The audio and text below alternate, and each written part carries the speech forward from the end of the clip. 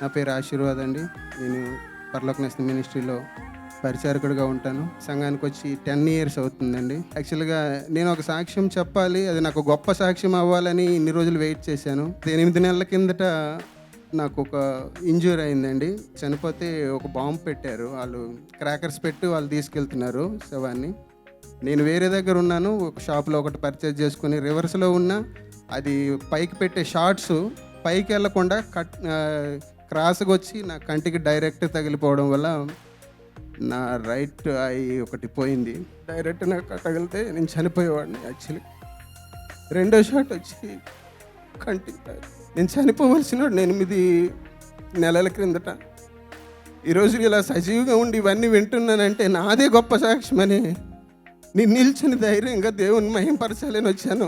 నన్ను సజీవ లెక్కలు ఉంచిన పరమ తండ్రికి నాకు చేసిన మేలు నేను దాస్తే నాకు దీవెన ఉండదు అని ధైర్యం చేసుకొని వచ్చానండి. అసలు 2 నెలలు 2 కళ్ళు మూసుకొని బెడ్ మీద ఉన్నానండి.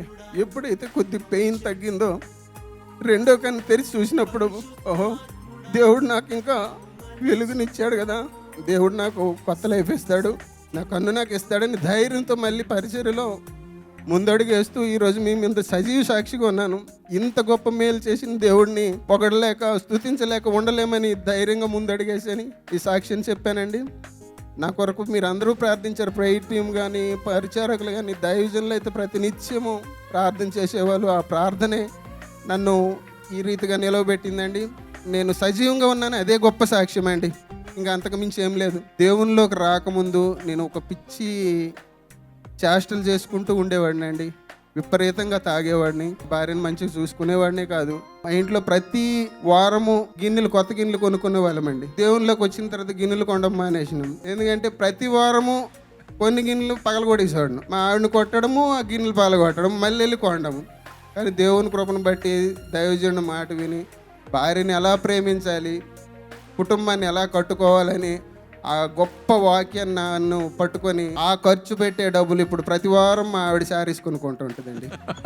దేవుని కృపను బట్టి ఇలాంటివి ఎన్నో సాక్ష్యాలండి. మా లాస్ట్ ఇయర్ నాకు ఒక డిస్క్ ప్రాబ్లం అండి. లాస్ట్ ఇయర్ పరిచర్యలో ఒకటి వెయిట్ లేపుతుంటే నా డిస్క్ సైడ్ అయిపోయిందండి. L4 L5 సమ్ ఏదో చెప్పారు డాక్టర్లు. ఇమ్మీడియట్లీ సర్జరీ చేయాలి, 2 లక్షలు కట్టండి, లేదంటే మీ యూరిన్ లాట్రిన్ మొత్తం ఆగిపోతుంది, సెన్సేషన్ మొత్తం ఆగిపోతుంది, ఇమ్మీడియట్లీ చేయాలని సర్జరీ అన్నారు.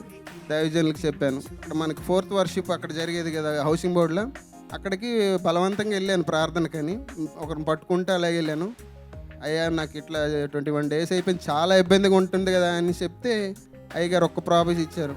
ఒక ప్రేయర్ చేస్తూ నీ కాళ్ళు లేడి కాళ్ళు వలె ఉన్నత స్థలం వెళ్ళి అట్లా వాక్యం చెప్తూ ప్రేయర్ చేశారనమాట. ఆ వాక్యము ఏ గ్రంథంలో ఉందో నాకు తెలియదు, కానీ నాకు కనిపిస్తుంది. దేవా, ఈ వాక్యం నీ దాసుని ద్వారా పలికావు, నాకు స్వస్థత ఇవ్వు అని మోకరించి ప్రార్థించుకున్న 21 రోజు నిల్చోలేని స్థితిలో ఉన్నాను. మోకరించి లేచే వరకు పెయిన్ లేదండి. దేవుని కృపను బట్టి గొప్ప అద్భుతం నాకైతే అది. ఈ విధంగా దేవుడు నన్ను ఆ బలహీనత నుండి విడిపించి నేటికి 1.5 year పైన అవుతుంది, 2 years అవుతుందండి. ఆ పెయిన్ మరి లేదండి. డిస్క్ ప్రాబ్లం దేవుని కృపను బట్టి అది ఒక స్వస్థత. ఒక్కటి కాదండి, ఆయన చేసిన మేలు తలంచుకుంటే మనసు నిండా ఆనందం. ఆయనకే మహిమ, ఘనత, ప్రభావము కలుగును గాక. ఆమేన్. దేవుడి సిన్ని సాక్ష్యం దీవించి ఆశీర్వదించును గాక. ఆమేన్.